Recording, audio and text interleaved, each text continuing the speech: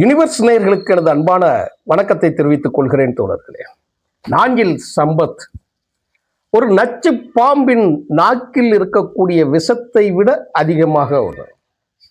ஒரு மனுஷனுக்கு பகை இருக்கலாம், ஒரு மனிதனுக்கு வெறுப்பு இருக்கலாம், இல்லை என்றால் ஒரு மனிதர் நம்மை புறக்கணித்திருக்கலாம், இல்லை என்றால் நம்மை ஒரு மனிதர் வெளியேற்றி இருக்கலாம். அது எல்லாமே எல்லாருக்கும் ஏற்படக்கூடிய ஒரு இயற்கையான ஒரு இது. ஆனால் அதற்கு காரணமானவர்கள் யார் என்று ஒரு நிமிடம் கூட யோசிக்காமல் எல்லோரிடமும் ஒரே வார்த்தைகளை பேசுவதற்கு பதில் ஒவ்வொரு இடமா போய் போய் போய் நீங்க பேசுறது இருக்கு இல்லையா? அது எப்படியா? பழுத்த மரத்துல போய் நீங்க உட்காந்துக்கிறீங்க, இல்லைன்னா எங்க உங்களுக்கு பழம் விழுவுதோ அந்த இடத்துல போய் உட்காந்துக்கிறீங்க. நீங்க போன நியாயம் மற்றவர்கள் அதை கூட்டணி என்கின்ற பெயரிலோ அல்லது அந்த இருக்கக்கூடிய நியாய தர்மத்தின் அடிப்படையில் வந்து சேர்ந்தாலோ அவர்கள் விமர்சனத்திற்கு உட்பட்டவர்களாக நீங்க பேசுவது இல்லை. உங்க தகுதி என்ன, உங்களுடைய பொறுப்பு என்ன, உங்களுடைய உயரம் என்ன என்பதை தெரியாமல் பேசுவதோட விளைவுதான் நாஞ்சில் சம்பத் என்கின்ற நச்சு பாம்புன்னு நான் சொல்றேன். வெறுப்பு இருக்கலாம், ஒரு மனுஷனுக்கிட்ட வெறுப்பு இருக்கலாம், அதுக்காக இந்த அளவுக்கு நயவஞ்சகம் இருக்கக்கூடாது. அதை வந்து சொல்றாப்ல, டேய் பேர்களை சொல்ல வேண்டாம்னு நினைக்கிறேன், பாவத்தை பிடிச்சி நமக்கு எதுக்கு பேர். சென்னையில ஒரு தோழர், ஏய் நீ வாரியாடான்னு சொல்லி நான் கேட்டேன். அவர் வந்து நான் இப்போதைக்கு வல்லன்னு சொல்லிட்டாரு, அதனால வந்து நாங்க வேண்டாம் என்று சொல்லிவிட்டோம். கன்ஃபியூஸ் பண்றாங்க, மை லார்ட் அப்படிங்கிற மாதிரி கன்ஃபியூஸ் பண்றாங்க. என்ன செய்யறானா, ஒரு சேனல்ல உட்காந்துக்கிட்டு ஒரு பேர் சொல்றேன், தோழர் மல்லை சத்யா, அவர் பேசுறாப்ல, எங்களை வந்து டிவிகேக்கு நீங்க கூப்பிட்டீங்களா, நீங்க உங்களை நாஞ்சில் சம்பத்து கூப்பிட்டாரு, அந்த கடன் வாங்கின கட்சியை துவக்கி வைச்சவங்களே இவங்க தான் கூப்பிட்டாங்களாம். உடனே பொதுச் செயலாளர்கிட்ட நான் சொல்றேன், நீ வந்து சேர்ந்துக்கிறியாடான்னு சொல்லி கேட்டாரா, இவங்க உடனே வேண்டான்னு சொல்லிட்டாங்க. ஏன்?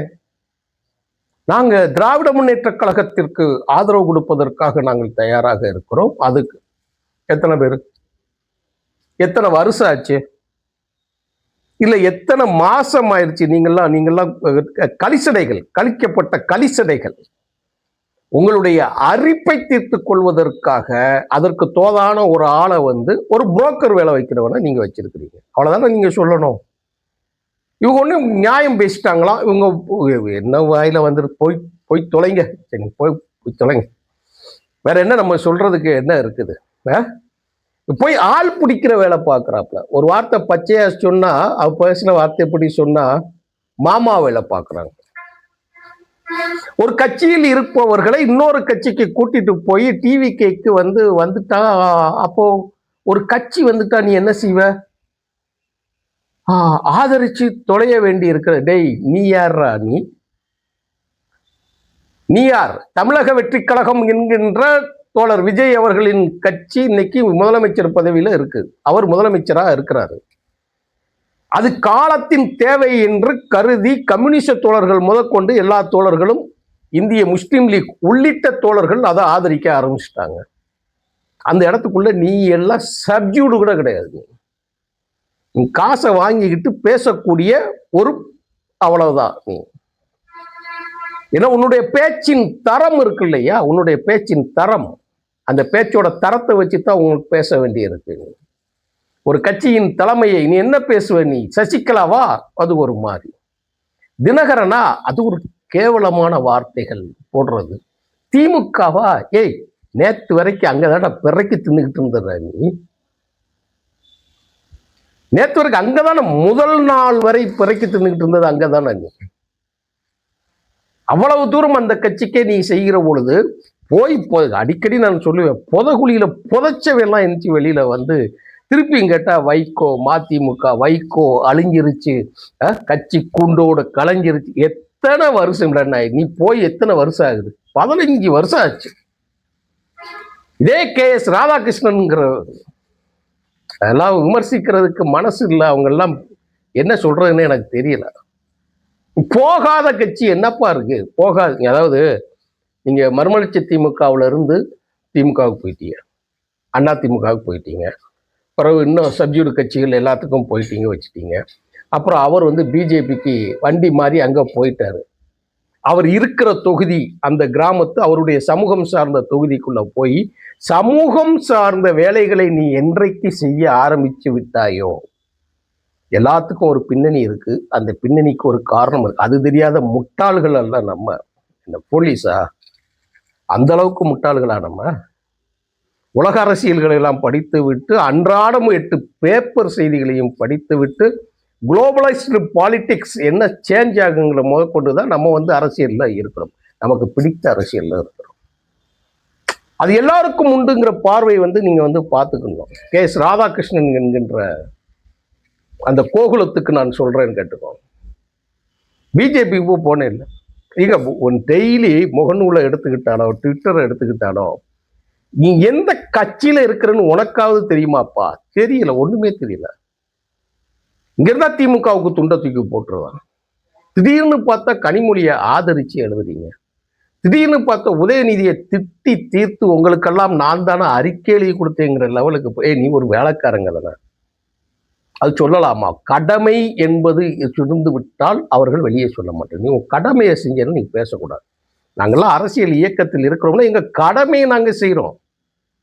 என் பெற்ற தாய் தந்தை கட்டிய மனைவி பெற்ற பிள்ளைகளுக்கு என்னவெல்லாம் செய்வோமோ அதுதான் கட்சிக்கும் செய்வோம் என்று நினைக்கிறோம். எங்க தலைவருக்கு செய்வோம்னு நினைக்கிறோம். அப்படித்தான் கட்சிகள் அனைவருமே இருக்க வேண்டும்.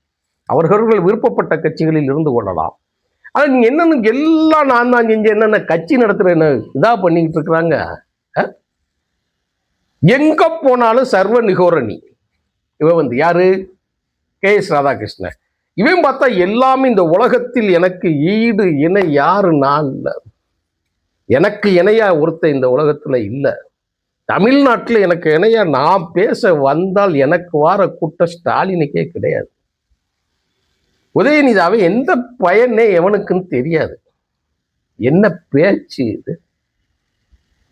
யானைகள் நடந்தால் எறும்புகள் சாகத்தான் செய்யும் என்று சொல்லி எள்ளி நகையாடிய கட்சியை பேசி அரை மணி நேரத்துல ஒரு யானை உன் மேல நடந்துச்சு நசுங்கி பிதுங்கி போய் செத்தியே ஞாபகம் இல்லையா? அனாதை யானைய ஞாபகம் இல்லையா? உன்னுடைய உயரம் உன்னுடைய தரம் என்னங்கிறது தெரிஞ்சுக்கணும். கட்சிகளின் தரம் என்னங்கிறது தெரிஞ்சுக்கிடணும். நம்ம வந்து பஞ்சப்படி பேச்சாளர்கள் கவரை கொடுத்தா பேசிட்டு பேசாம பொத்திக்கிட்டு போய்க்கணும். அதுதான் உனக்கு உண்டான அழகு. நீ மாமா வேலை பார்த்துக்கிட்டு இருக்கக்கூடாது. நீ செய்கிற வேலையின் தரத்தை பொறுத்து தான் உனக்கான அங்கீகாரமும் மதிப்பும் உனக்கு கிடைக்கும். நாஞ்சில் சம்பத் வருஷம் KSR is brokers, political brokers. நீங்க அந்த வேலையைத்தான் நீங்க செஞ்சுக்கிட்டு இருக்கிறீங்க. ரெண்டு சைடும் பார்த்தா இங்க எங்களுக்கு பக்கத்துல சாத்தூர் தொகுதி தலைவர் வந்து பிஜேபி தலைவர் வந்து நின்றுட்டாங்க. அங்க வந்து நிற்கிறார். யாரு? நயினார் நாகேந்திரன். அவர் சமூகம் சார்ந்து அந்த ஏரியாவுக்குள்ள உள்ள வந்துட்டார். சசிகலா அம்மா அதே சமூகத்தை சேர்ந்த ஒரு ஆளை உள்ள போட்டு கடைசியில தோக்கடிச்சு நாரடிச்சிட்டாங்க. சும்மா கிடந்த நயினாரை, அவர் வாட்டிக்கு திருநெல்வேலியில இருக்கக்கூடிய நயினாரை இங்க நாங்கள் வெற்றி பெற வைக்கிறோம் என்று கூட்டிட்டு வந்து வடிவேலு ஒரு படத்துல வந்து இப்ப பாடுறா எங்க அண்ணனை அடிச்சு பாருங்கடான்னு சொல்லி கூப்பிட்டு வந்த உடனே கடைசியில சொல்லுவாங்க போட்டு கண்ட கழுதையை கொண்டு போய் எரிஞ்சிருவாங்க மேல. அவன் சொல்லுவான் வடிவேலு, ஐயையோ குருநாதா மலத்தையும் சேர்த்து மாட்டுச்சாணி எரிஞ்சிட்டாங்களேன்னு ஒரு ராகம் போடுவான். அப்படி அனுப்பி விட்டாங்க. நீங்க எங்க போனாலும் அந்த இடம் விளங்காதுங்கிறது தான் உண்மை.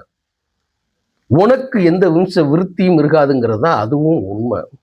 நீங்க என்னதான் அல்லக்கை இருந்தாலும் என்னதான் நீங்க கூப்பாடு போட்டாலும் உங்களுடைய நாக்கில் இருக்கக்கூடிய அந்த சத்தியம் இருக்கு இல்லையா, அது உங்க நெஞ்சில் இருக்கக்கூடிய அழுக்கை வெளியே கொண்டு வரும். உங்க மூளையில் படிந்திருக்கக்கூடிய அழுக்கு இருக்கு இல்லையா, வன்மம், அதை வெளியே கொண்டு வந்துடும். ஒரு கட்சி நடத்துறது எவ்வளவு பெரிய கஷ்டம், இந்த மக்களுக்காக உழைக்கிறது எவ்வளவு பெரிய கஷ்டம். எவனோ ஒருவன் போட்ட மேடையில ஏறி எவரோ ஒருவன் அடித்த நோட்டீஸை பெற்றுக்கொண்டு எவரோ ஒருவன் கொடுக்கும் காசை வாங்கி கொண்டு நீங்கள் பேசுகிற 1 மணி நேர சொற்பொழிவு தமிழ்நாட்டை மாத்துன்னு நினைச்சிட்டு இருக்கிறியா? அந்த கிரவுண்ட் ஒர்க்ல உழைக்கக்கூடிய அந்த தொண்டனுக்கு இருக்கக்கூடிய மரியாதை கூட உங்களுக்கு இருக்காதுங்கிறது தான் நீங்க நல்லா தெரிஞ்சுக்கிடணும். நீ என்னைக்கு கட்சியில் அதிகாரப்பூர்வமான ஒரு பூர்வாங்கமான வேலைகளை பங்கெடுக்காமல் மேல்மட்ட அரசியலை செய்கிற எல்லோருக்குமே இதுதான். ரெண்டாவது வேஷம் போடுறவன் அவனும் காலியா போயிடுவான். அவங்கள நினைச்சு நிக்கவே முடியாது. கிரவுண்ட் ஒர்க்ல நிக்காத எப்படிங்க போய் கட்சியில் நிக்க முடியும்?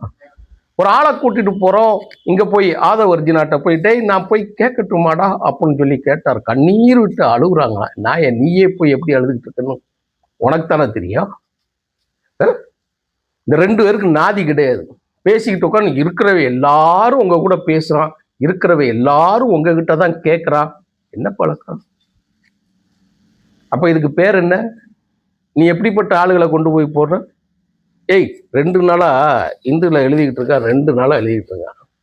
2வது பக்கத்துல எழுதிக்கிட்டு இருக்கிறான். இவங்க எல்லாம் 10 வருஷம் போய் 3 வருஷம் 5 வருஷம் ஆச்சு கட்சியை விட்டு போய். அவங்க எல்லாம் பட்டியல் போட்டு திமுகவுக்கு போறாங்க. என்னமோ புதுசா சீக்கிரட்டா போட்டு எழுதிக்கிட்டு இருக்கிறான். என்ன திருப்பூர் பக்கத்துல இருக்கக்கூடிய முத்துரத்னம் என்கின்ற தோழரை கூட்டு போனாங்க இல்லையா போன முறை, தோத்து போற தொகுதியை கொடுத்து போட்டு தோத்து போன ஆளை கூட்டு போய் கட்சியில சேர்ந்து நீங்க சிகை அடிச்ச கட்சி தானே திமுக, திருப்பி அவங்ககிட்ட கூட்டு போய் இவங்க போய் திராவிடத்தை போய் கிழிக்க போறாங்களா? டேய், உண்மையான திராவிடத்தை பத்தி பேசுற அப்ப நாங்கெல்லாம் என்ன புடுங்கிக்கிட்டா கிடக்கும்? ஓம் பொழப்புக்கு போறேன்னு சொல்றதுக்கு துப்புக்கட்டு போய் வெக்கம் இல்லாம போய் திராவிடத்தை போய் நீங்க கிளிக்க போறீங்க. அவங்கதான் திமுக உட்காந்துக்கிட்டு உனக்கு ஒரு 2 கார்பெட் விரிச்சு காத்திருக்காங்க திராவிடத்தை காப்புறதுக்கு. வெக்கம் இல்லை உங்களுக்கு? கேட்டா இவங்களுக்கு வந்து தாவேக்கால அவங்க வந்து சொல்லிட்டாங்களா, உடனே இவங்க போயிட்டு பேசுனா எத்தனை பழைய காணொலிகள்ல நான் பேசியிருக்கிறேன். நாஞ்சில் சம்பத் நீங்க ஏன் விஜய் கட்சிக்கு போனீங்க, உங்களுக்கும் விஜய்க்கு என்ன தொடர்பு, நாங்கள் இன்றைக்கு ஆதரிக்கக்கூடிய நிலையில் இருக்கும், அதனால் எங்களுக்கு எந்த கருத்து வேறுபாடு கிடையாது, ஆனாலும் நீங்கள் 2 பேரும் யார், அது ரொம்ப முக்கியமானது. KSR அவன் பதிவிலே சாதி வக்கரம் பிடிச்ச ஒருக்கத்தான் இருப்பான். நல்ல வேலை குடும்பத்தை பத்தி நம்ம பேசக்கூடாது, பாவம். நல்ல வேலை சிலரெல்லாம் தப்பிச்சுட்டாங்க. இயற்கை. உங்கள் வாயில் தான் உங்களுடைய வாழ்க்கை இருக்கிறது, உங்களுடைய மூளையில் தான் உங்களுடைய எண்ணம் இருக்கிறது. எண்ணம் போல் வாழ்க்கை. நன்றி, வணக்கம் தோழர்.